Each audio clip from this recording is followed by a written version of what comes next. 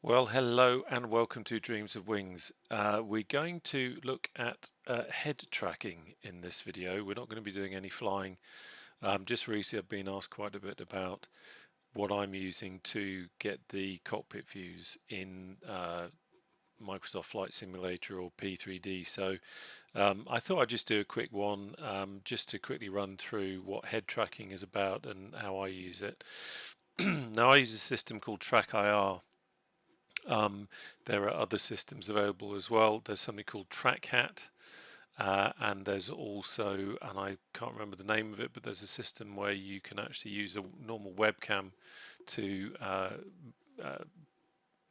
track your face, your head, using the webcam, and then that translates the movements that way. TrackIR works differently in that, well, really you've got two options. You've got something called a track clip, which is something that attaches to like a peak of a baseball cap, and then you kind of do your tracking that way. Or I use the Track Clip Pro, which is this alien TV aerial thing here. You can probably see it's got some LEDs on it. The light is dim enough, so hopefully you can just see that. And supposedly that's more precise, but I'm just a sucker for spending money on things I don't need. Well, actually, no, I do need it. And what that really is doing, let me show you in this view here, because this is probably the best way of demonstrating it. So you see those three dots there. Now up on the top of my monitor, I've got the kind of base station, the receiver, if you like. And what that is doing on my setup is it's watching these three LEDs, and those green dots that you can see on the screen are the LEDs on my thing attached to the side of my noggin. And as you can see, as I move around, those move as well. And what it's doing is it's translating the position of those green dots into a head movement.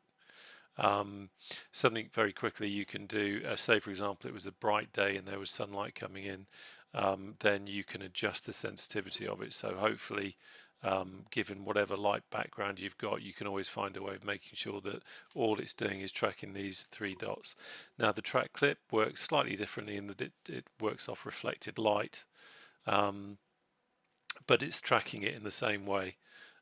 This is great for if you like I normally fly in a dim room, and this works a lot better for that kind of scenario. So that is how that works. Now, if we go back into the 3D view, so you can see on the right-hand side of the screen here, we've got this fella's head, and if I move around, you can see how that's being translated into the movement of that head. And if I move backwards and forwards, and then if I move up and down, and then if I move my head around, you can see that head moving. And the impressive thing is you see how smooth that is. One of the reasons for that, and if you're using TrackIR, I really recommend this, is get yourself Seth Flight, this profile over here. You can have various different profiles for lots of different titles. They're not games I own, they're just preset profiles that you can have. Get yourself Seth Flight. I'll try and find it and put a link down below. And what this gives you is this nice curve here. So as I move slight movements from the center position here, then you can see that that's nice, and the movement is slower. If I quickly wanted to look over here, then you can see how that accelerates, and it's just a great view. Works really well for me, so I'd recommend that. The other thing I'd look at doing is over here you can map these hotkeys. Now I don't do precision or profile, but center and pause, and I now have. So if I suddenly sat back here, you can see that my view is no longer centered properly. But if I press this button that I've mapped to the joystick, then I've got that nice central view. So it doesn't matter where you are in the real physical world, you can always kind of map it back to the central position there.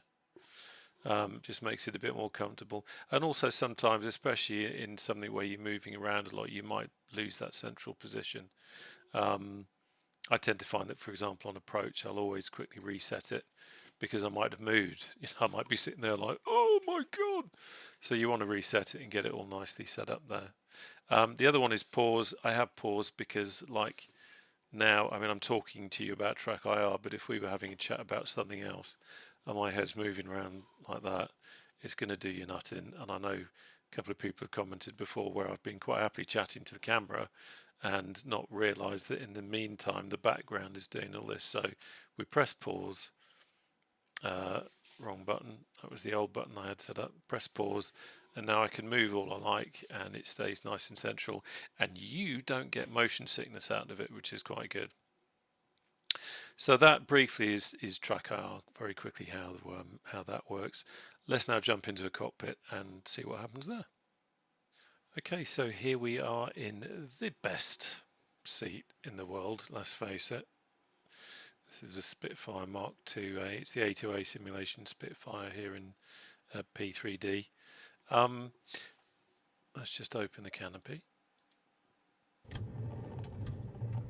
So this is what it looks like. We have the ability to look around. It's quite natural. It feels quite instinctive. Once you get used to it, sometimes when you get this kind of thing, it just takes you a few hours just to get used to it because, you know, it doesn't come naturally straight away. But once you do get used to it, it's incredible how intuitive it is. And you are just looking around, making these small head movements, but it gives you the ability to look naturally as you would in the cockpit. So for example, you're on the downwind leg, you want to keep looking over at the airfield, look at the runway to see the position, check that you're in the right spot before you turn for base, that kind of thing. That's all you got to do. So you can look down, look at instruments, look up, look across, look back down at instruments, look up. And for you watching, that probably feels a little bit like, ugh. But when you're actually doing it and it's you doing it and you're looking at it and you're flying it, it will make complete sense. And this is why for me, I can't fly now without TrackIR, because to use a hat switch to try and look around now just feels very clunky, very wrong. The fact that I can look down, open the door, and click on it. There we go. Door's now open. Thank you very much. I can look down at the instruments. I can check things. I'm not having to use a hat switch to try and move around. It's all very quick. It's all very intuitive.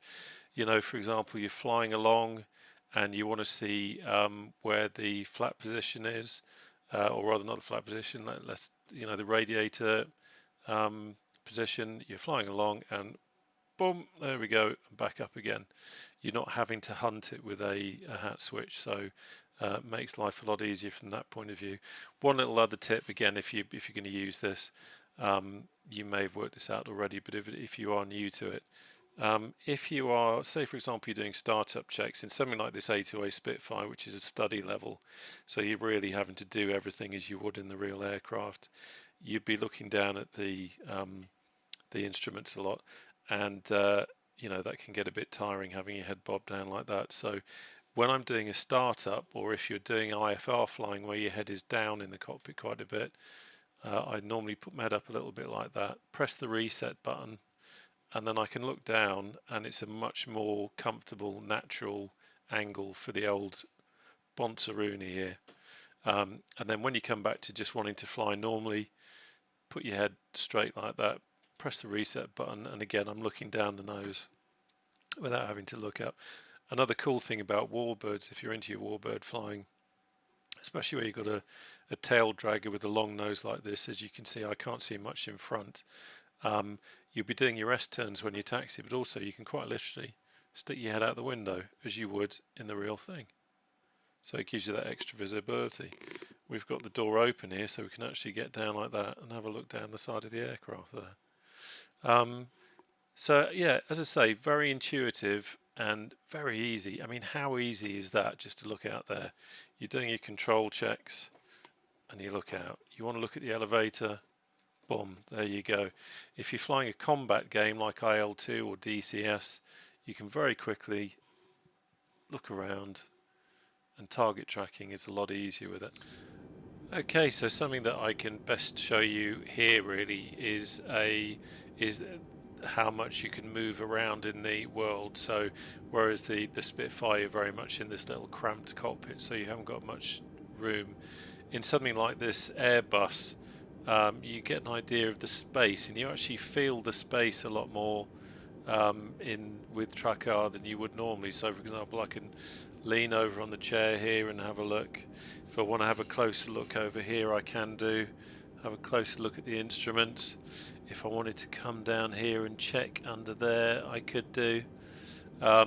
If I want to look up at the top panel, you're going through doing the startup checks, that sort of thing. It's a lot easier to see those than it would be if you were using a hat. Now you could have preset views where you kind of, switching one view to a next, blom, blom, blom, pressing a button, but I don't know, I just find this a little bit more realistic, because let's face it, if you were sitting in the cockpit, you wouldn't be pressing a button and going like that, you'd be moving your noggin up, and that's what we're doing here.